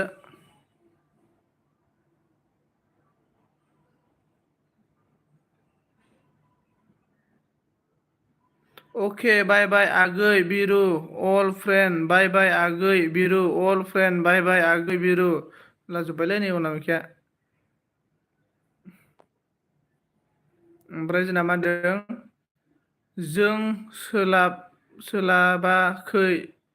जों सोलाबाखैले सनजित मा बुजिया मा जों बेलाय मा जों आं सोलाबाखै होनना बुंब्रा माबा जोंनो मालायखौलाय मानो लाफानांगौब्रा आंसो होनना बुंनांगौ ना आं सोलाबाखै होनना बुंब्रा माबोरै आरो मानो सोलाबाब्रा आयु होमबा नोंना खामानियासो देरसिन जाबाय होमबा ना सनजितनिफ्राय खामानियासो देरसिन आरोना होमबा सनजितखौ लोगो हमला आरोना दे लोगोखौनो लोगो हमलायलाय आरोना खामानियासो देरसिन आसरित सोलाबा खायखालाबा खामानियासो बेस्थ' आरोना सिमिमाइ अन थेंक इउ स' माच ओमफ्राय नोंबो देरसिनदे दाना नोंबो देरसिनदे मा देरसिनदेब्रा बुजियासैलां देरसिनदेखौ माबायदि देरसिनदे आंखो जों सोलाबाखै नामा आयु जों खायगोला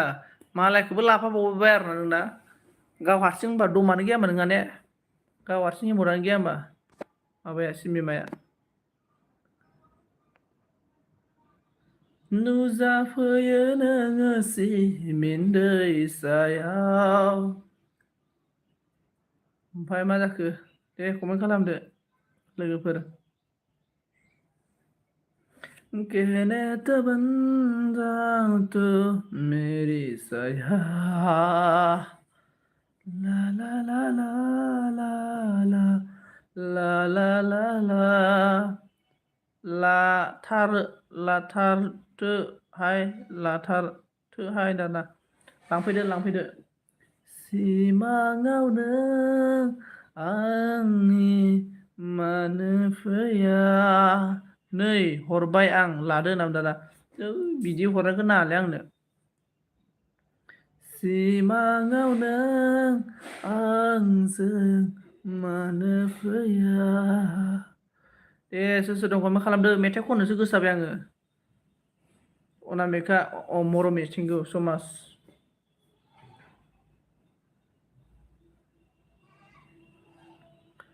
समालाय रावखौबो नेबाय थाया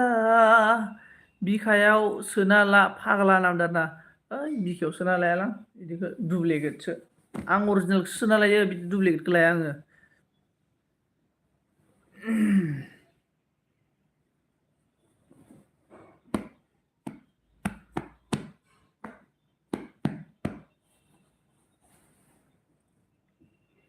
मिनिबाय आरोना आं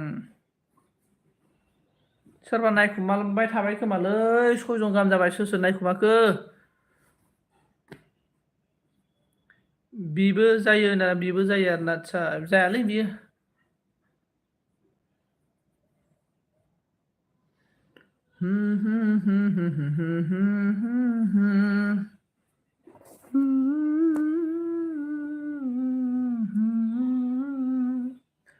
नोंनोथ' बुंदोंमोन गोबां मिजिं निरेगारेसा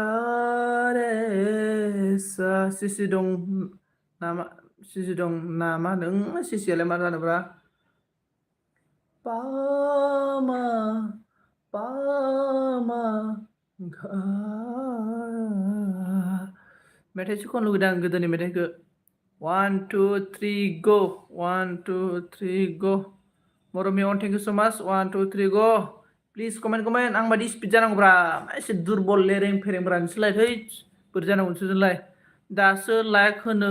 रोंदों आदसा बा दासो लाइक होनो रोंदों आरोना ओरैबायदि डेन्जार आरोना नोंसोरो ना आंथ' नोंसोरनि एलबि हाबबाथाय लाइकजोंसो हाबहैखायो आरोना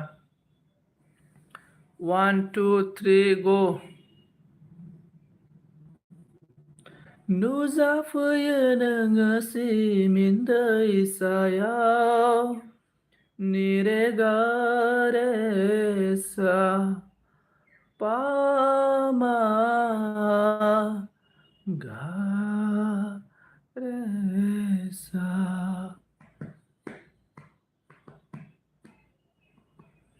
बारदै सिखोला नों अनजालि सिखोला नों समनि फाखनाव जिउनि मोदोमा मुलुगा गोजावलांबाय मुलुगा गोजावलांबाय समालाय रावखौबो नेबाय थाया दा मोनायाव फै आंनि एलबियाव थांखायोलै आं नोंनि एलबियाव थांगोन दे समालाय रावखौबो नेबाय थाया बारदै सिखोला नों अन थैंक यू सो मच हम दिल की धड़कन में रहता है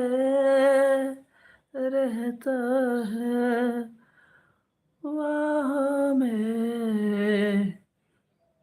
1 2 3 go दे मा जाखो कमेन्ट पास खालाम दे जोंना माबा मोनासो बिराद मोजां मोनलै गोदोनिया आल्ट्रा मोनासो आंखौ आल्ट्रा मोना बिराद सापर्ट होयोमोन गैला सिमिमाइ मोनाथ' सापर्टखौनो होआ सिमिमाइ आंनि एलबियाव दिनैसो फैफेरदोंब्रा आसरित खम दुखुनांथाव खोथा बियो दिनैसो सापर्ट होफैफेरदों आंनि एलबियाव आंथ' गावनि एलबियाव दसेबो नुजाहैलाबायोमोन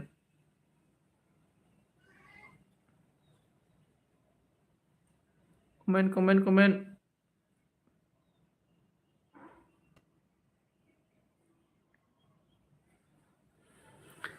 सिमाङाव नों आंजों मानो फैया नोंनोथ' बुंदोंमोन गोबां मिजिं गैया आंहा थांबाबो नाम गैखाया आंहा दे नोंहालाय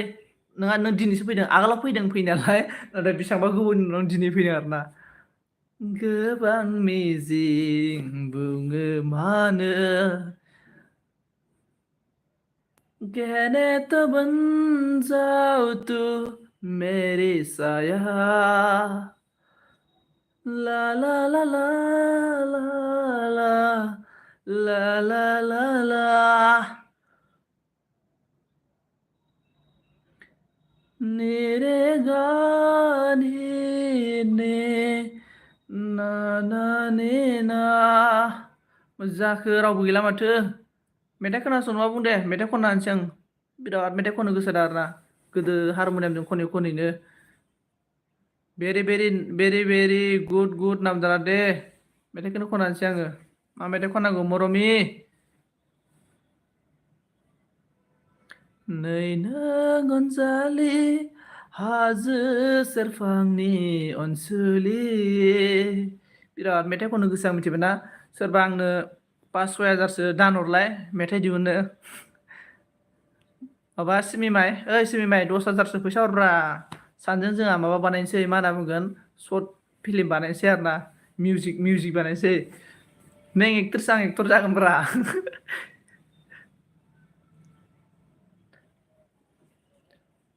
मोजां मोननाया मानो मोजायो टाउन सेरनि होनदादा टाउन सेरनि आं रोङालै टाउन सेरनि बायदि ला ला ला ला ला ला ला ला ला ला ला ला ला मायदि खोनादोंलाय मेथाइखौ गारेसा आंनि आवाजखौ मोजां खोनादों ना खोनायाखैलै खोन्थाहरलाय माबायदि खोनादों थेंक इउ स' माच साबा दं आरो ना साबाया नायबाय थाबानो जाबाय आं एसे बिदिनो लेक्सार होलाबाय थानोसै आरो ना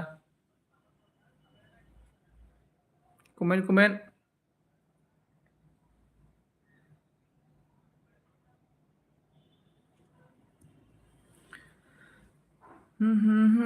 मोजां जायाखै ना आं मोजां खनखायाखैबा माने एसे गोसोआ गिलुं गिलुंजों खननाय आरो ना लाजिस्लु लाजियां जाना खनदो आरो ना आङो बिदि लाजियां जाना खनबा मारा मोजां जाखाया लाजियां जाना खनदों ना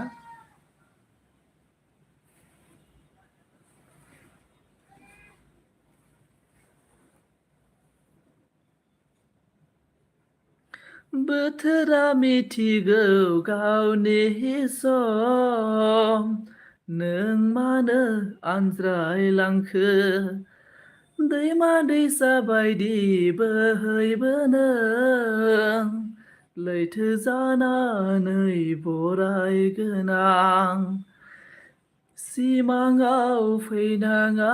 रजे नों मोगथाङाव फै रजे नों ओमफ्राय आंखौ लाजिदों नोंखौ लाजियाखै आं नोंखौ लाजिया माथो आङो आयौ दाबो दोनखाया आं दोना दिनै बिराद दुखु जादों गोसोआव खनजोबथारगोन आं गोसोनि दुखु दाहाखौ फोरमायजोबगोन आं नोंसोरनो आंनि सेराव बिमा मरमि नामदार ना थांनाय फागुन दाना मानो जायलांखो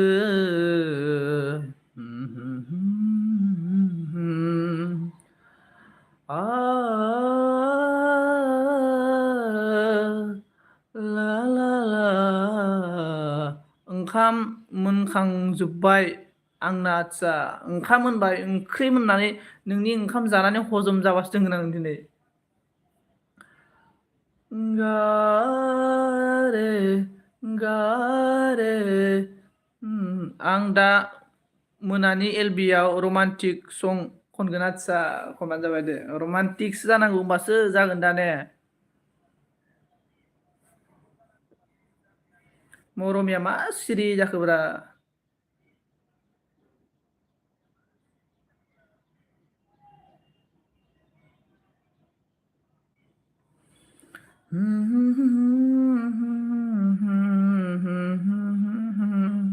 मा मेथाइखौ मोजां मोनो देलाय खोन्थालाय सिमिमाइ मरमि सोंगि लागायना होनोसै आं दसे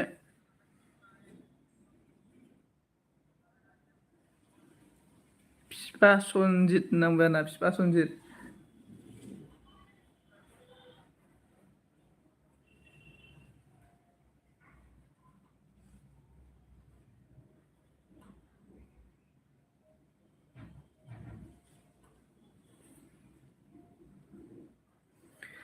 जोमै बायदि बिरदावनाङा जोमै बायदि बिरदावनाङा अखा जानानै फै नों मिथिगौबोला बालाहामानि हांमा सुखुनि फुंखा रोदोम होफै सिमिमाइ अन थेंक इउ स' माच गोबां मिजिं आंनि ओरैनो गोमालांबाय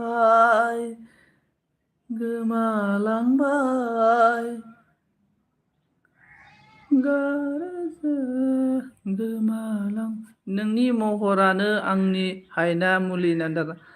नोंनि महरानो आंनि हायना मुलि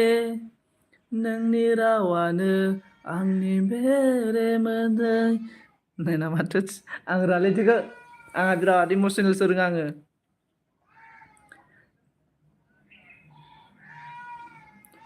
ला ला ला ला ला ला ला ला ला ला ला ला ला ला ला फिफा सनजित ओंखाम मोनजोब्बाय जाफैदो खुरना होनोसै आरोना दिल मेरे तू दीवाना है पागल है मैंने माना है ला ला ला ला ला ला ला ला ला ला ला ला ला ला दिल मेरे तू दिबा सङाखैनो बिमा फुंनि हरखांबाय नामदारना पल पल आए बरता है कहने से डरता है दिल मेरे तू दीवाना है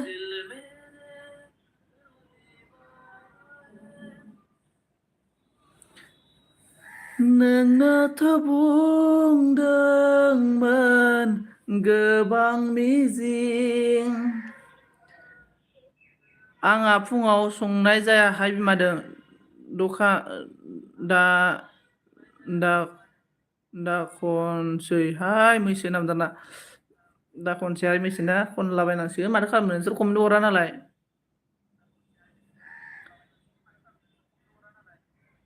कमेन्ट सिमिमाया नै रायजानानै दासो कमेन्ट लागासिनो सिमिमाया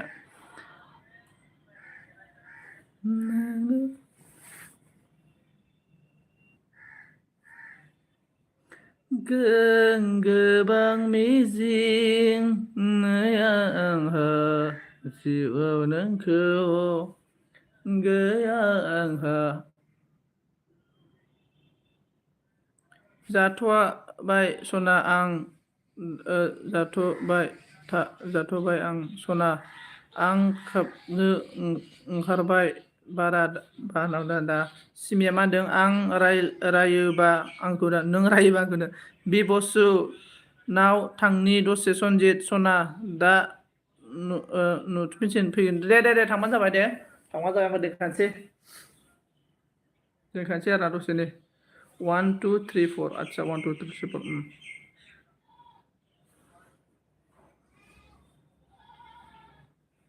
दे मरमि नोंबो थांबा थांनो हासिगोन सोर थांनो गोसो जानो हासिगोन बाय बिमा नामदार ना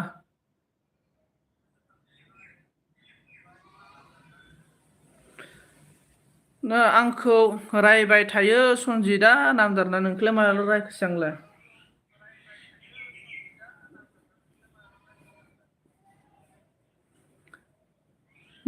नोंखौ मोजां मोननाया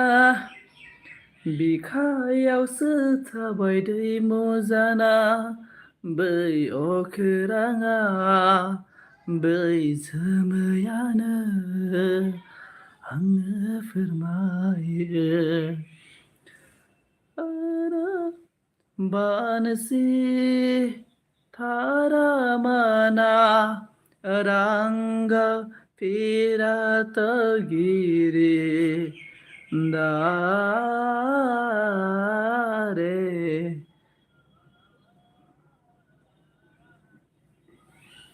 दे दोननोसै नामा आं होमबालाय ना दोनथ'नाङा दे सिलाय खोन्थाहरलाय मरमि आरो जोंना सिमिमाय सानैल'सै ना नोंसोरो मरमि सिमिमाय आं खैथायाव एलबि दोननांगौ खोन्था दे दिनै नोंसिनि मथे सोलिगोन आरोना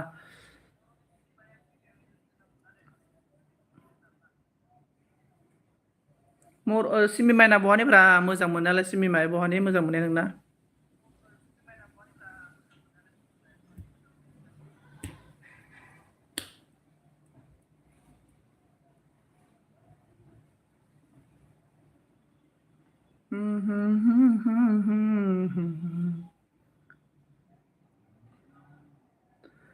गैया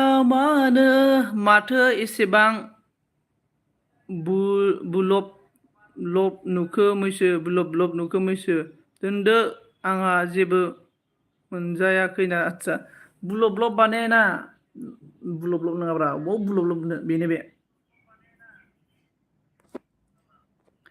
फैया मानो नों हासो नामा जेबो जायाखै आङो बुलब नङा बेमारि मानसि ना आङो बेखौनो बुलब होनदों गैया मानो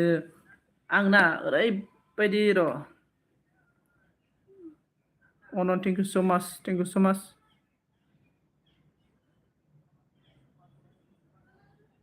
मोनसे मेथाइ बानायगोन आं मिथिबाय ओरैबायदि मोनसे मेथाइ बानायगोन ना नोंसोरखौ सबखौबो गाबहोजोबगोन आं मिथिबाय।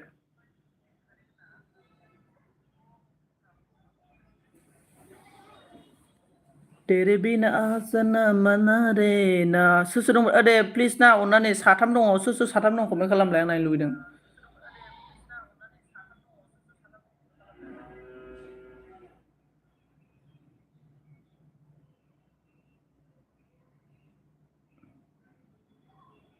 आच्छा दिङा फैबाय आरोना जोंना लाइक दान थेंक इउ सो माच दिङा ब्र लाइक होनायनि थाखाय थेंक इउ सो माच thank you thank you thank you गैया मानो गोसो कारें गैया ब्र आच्छा कारें गैया ने मा बुङो आरोना ब्र बुहुदलै आन्दलन खालामनांगौ मिथिबायना कारेंफोरखौबो बिराद कारेंनि बिलाबो बारा खालामला जोब्बाय बिसोरो अफारनो जा गाज्रि नुदों दिनै नोंखौ हा जा गाज्रि नुदों मानो गाज्रि नुदों ब्र आं सिखारनानै दानि बाव सिखारदोंलै थाब सिखाराखै दिनै एसे बोरैबा नुदों खोमा दुखु दंना गोसोआव बिराद दुखु दं गोसोआव फैया मानो लै होनना बुंना सिमाङाव मा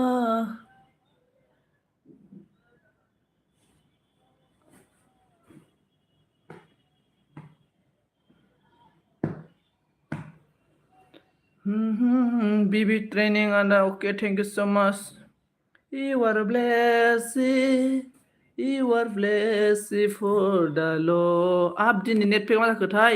90% नांबाय माथो नै लोगोफोर दोननोसै दे थेंक इउ सो माच सभी को मेरा दिल से थेंक यू सो माच और फिर मिलेगा आंना मिथिया दिनै नेट पेकआनो जोबना होदों मा जादों मिथिया आरोना 5G नेटआनो खामानि होयाखै दिनै आंना बिराद बोरैबा जादों दिनै थेंक इउ सो माच गासैखौबो दिल से आपको सभी को आंनि गोसो गोरबोनिफ्राय थेंक इउ सो माच ओमफ्राय मा बुंबावनो आरोना रोजा रोजा साबायखर थाबाय आरोना दिङानिसिमबो जेबोला फैफिनगोन नोंसोरजोंनो आङो जेबोला समाव हानाय नङा दाबो दं दादा आंलै दङ आं दिनै बिराद दुखु ना बिबार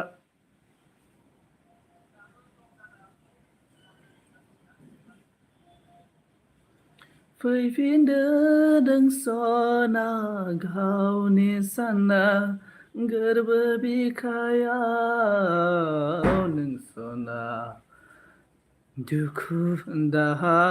आंनि मानो गोजान बिबार आगै होनना बुंदों आरोना मानि दुखु आंना अनेक रोखोम दं आरोना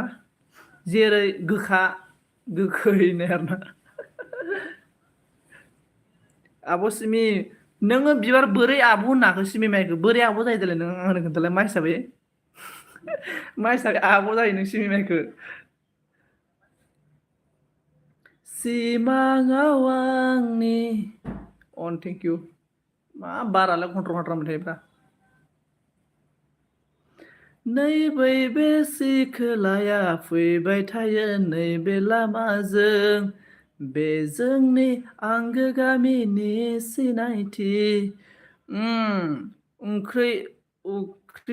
जाखो बिबार मा ओंख्रि जाखो बिबार सना होनना बुंदों आरोना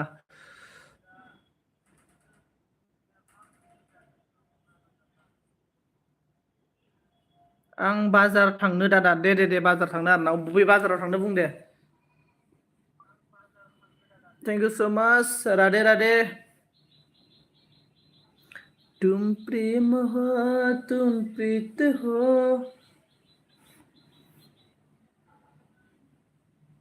सताधाराय शिव सताधाराय हरे हरे बोले नमः शिवाय सोमेश्वराय शिव सोमेश्वराय हर हर बोले नमः शिवाय गंगाधराय शिव गंगाधराय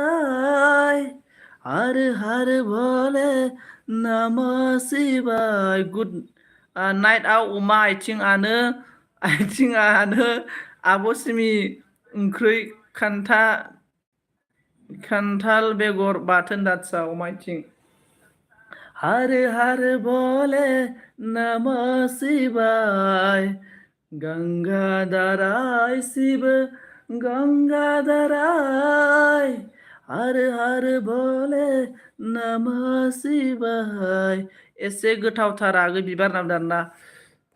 ओइ सिमिमाय रिसार्च नावलाय नेटफ्लिक्स नावलाय सिमिमाय अनोबा थार गोसोजों जे आंखौ लोगो सानोब्ला सिमिमाय नेटफ्लिक्स नाव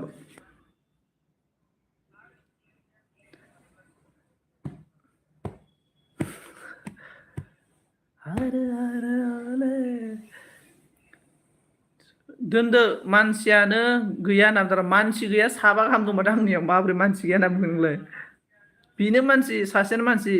ना होमबा दे दोननोसै आङो नोंसोर थांबानो दोनगोनब्रा नोंसोर थाङानोबा आंलाय मानो दोननो आं दिनै बिराद हेपिबो बिराद दुखुबो आरोना मिथिबायना आयौ आयौ मारै दा बिखो नों ओंब्रा मा बिबारा बोरैबा थारलाय मानसिया माबा माबि एरसन एब्रमाव बिबारा ना जुदि नोङो बिबार एसे मोजाङै जुदि फरायमोनब्ला नों उकिल जानो हागौमोन मिथिबायना नों उकिल जायोब्ला ना जायनाव बेनावनो फैसा जानो हागौमोन नों मिथिबाय दे हरगोन आं दाना बिबार नायदै हरगोन आं इयो हरगोन ना हरा नायथारगोन आं बिबार दाहाय बिनि एलबियाव सानसे डेन्जार जावनांगौ बे सिमिमाइखौ गोसोखौ हमथा हमथा थागोन आं नोंनिफ्राय आंबो गोजानाव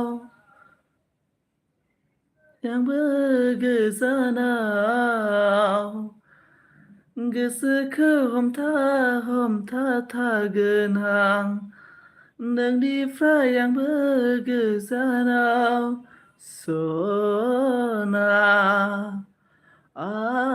नोंनिफ्राय आंबो गोजानाव नोंनिफ्राय आंबो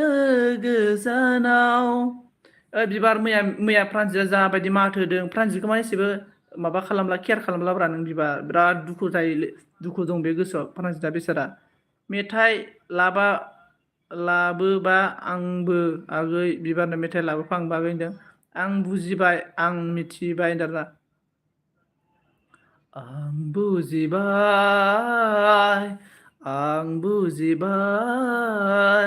आं मिथिबाय आं रोङालै आं बुजिबाय आं रोङालै आं एसे सुनो दे आं जि सुनो दे जि सुदो दे आङो मिथिबाय आङो बुजिबाय इदि नामा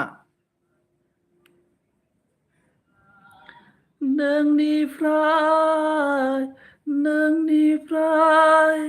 निरेगा अखा बाजै आब'सुनि नोंनिफ्राय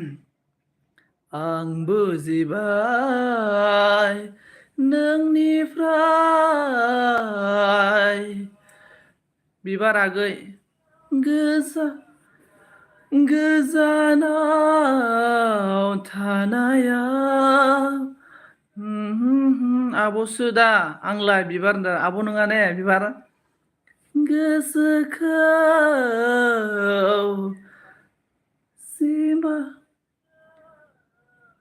सिमाङावल' नुसै नोंनि महर सिमाङावल'सो नुसै नोंनि महर गैखाया बरादाव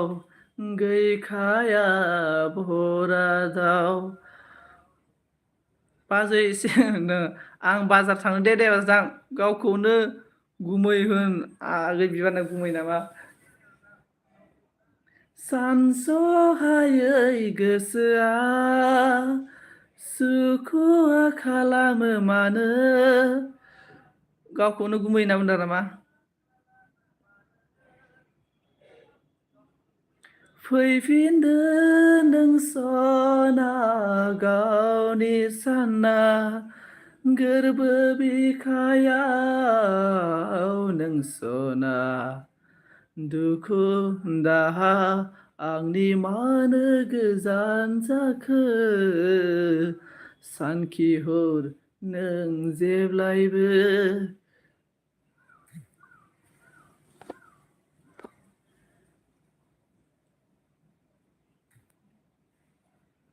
फुंनि सुदेम समाव नोंनि मिनिस्लुनाया बेलासिनि रैरुब समाव टाइम गैला आंहा थाथ'दो आब' बाजै सिमि दादा गुमै अके बुंलाजोब्बाय आरोना दादा गुमैखौनो होन आब' बोन सब होनजोब जाहाथे जाहाथे एक स्ल'गान हो जाए आंबो मिथाइसो जानो लुबैदों नाम दादा ओइ सिमि माइ थ' बेरायनोसै सानजों जोंहा बबेबा रेस्टुरेन्ट माबायाव जाहोदो एसे फैसा लाना फैखा हाजारसेसो फैसा लाना फै दे आगै बिबार नामदार ना आं गनायबाय नोंल' गोजोनै था आं मिथिबाय नोंल' गोजोनै था दे आगै बिबार नामदार ना आं गनायबाय आं मिथिबाय जल्दि लाना थां हनै आब' बाजै मेथाइ जानो लुबैबायनो दादा आब' बाजैया आब' ने बाय बाय दे बिबार बाय बाय थेंक इउ स' माच साब्रै दं सोर सासे दं सोरबा नायखोमाबाय थादोंलै आंखौ आसुरित हमनो हायाखै आङो हमनो हादों आं एसे सोर जाथावना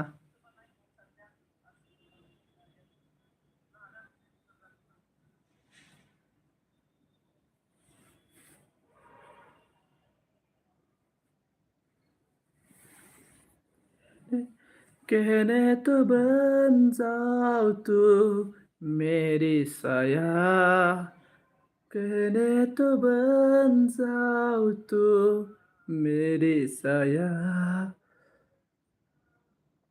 ला ला